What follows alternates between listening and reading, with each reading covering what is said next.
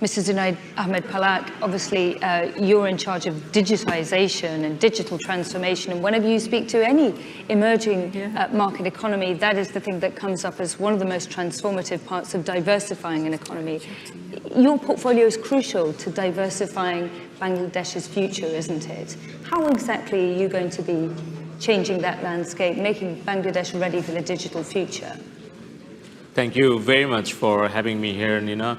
And thank you, Bangladesh Securities Exchange Commission, for arranging this excellent investment summit. So let me ask you one question. Who is here the big fan of James Bond? I'm also a big fan. Have you watched the latest movie, No Time to Die? Have you just noticed Daniel Craig uses Nokia smartphone? And I'm really happy and proud to announce and share with you that in Bangladesh, inside the high-tech park, Nokia smartphone companies, they have started manufacturing their smartphones in Bangladesh. In my hand, this is the phone, Nokia, made in Bangladesh. So this is how Honorable Prime Minister, the visionary leader of Bangladesh, transforming the whole economy from labor-based to the technology-based and knowledge-based one. The main strategies for building digital Bangladesh, there are 4 pillars we are building under the supervision and proper guidance of the digital Bangladesh's architect, Mr. Sajib Wazir Joy, who is the ICT advisor to the Prime Minister. We are building 4 pillars. Number 1 is human resource development. Second is internet connectivity to all. Third, e-government. And fourth, ICT industry. So these are the basic pillars we have built in the last 12 years. So that is the main strategy, because Honorable ICT Advisor, Mr. Sajib Wazir Joy, took the initiative to make mandatory ICT subject from the secondary level to higher secondary level. Honorable Prime Minister mentioned in her speech that we have 650,000 freelancers. According to the Oxford Internet Society's report under Oxford University, they are contributing 16% of the global online workforce from Bangladesh, and they're earning more than $500 million. So now we are exporting $1.3 billion from Bangladesh to 60 countries, and we are happy to share that UK is the second most important export destination from Bangladesh. We have built a huge startup community, and now every year we are getting 500,000 graduates and 15,000 IT/ITES engineers. So in the ICT sector, like software, hardware, and the service sector, these are the potential areas for future investment. And I would like to share that recently, in cooperation and help with the Computer Society of UK and the High Commission of Bangladesh to UK, ICT division has introduced a digital interactive connectivity platform between 2 countries, that is itconnect.gov.bd.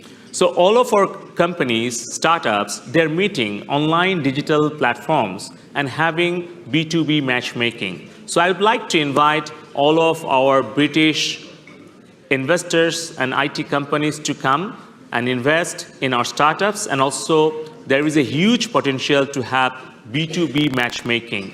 We have some examples like GenX and the other Vibrant. They have opened their offices in Dhaka and hope that we'll be able to achieve $5 billion export by 2025, and we'll be able to provide 3 million jobs in IT and IT sector.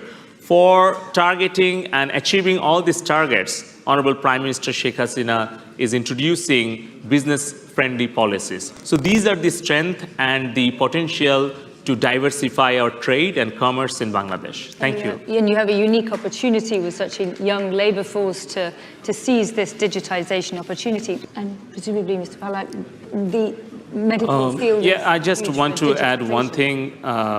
You all know that during this pandemic in last 20 months, we are facing the same problem, same enemy across the world. In Bangladesh, in our local developers under the ICT ministry, our young programmers, they have developed the vaccine management system, suraksha.gov.bd, where 70 million people registered, and we are managing the data. And we all know that data is going to be a huge asset for any of the countries or any of the organizations. So I would like to invite our British Bangladeshi business entrepreneurs and investors to come and invest in digital health, not only set up the hospitals or the pharmaceuticals, but also there is a huge potential to start digital health platforms. Like, we are the country of 170 million people, and Honorable Prime Minister Sheikh Hasina has set up more than 18,000 community health clinics across the country, and we have connected 3,800 union digital centers, which is the lowest tier of our local government presence, the establishments. So, and also we have connected 55,000 government offices with internet connectivity. Fiber optic. And also with the websites.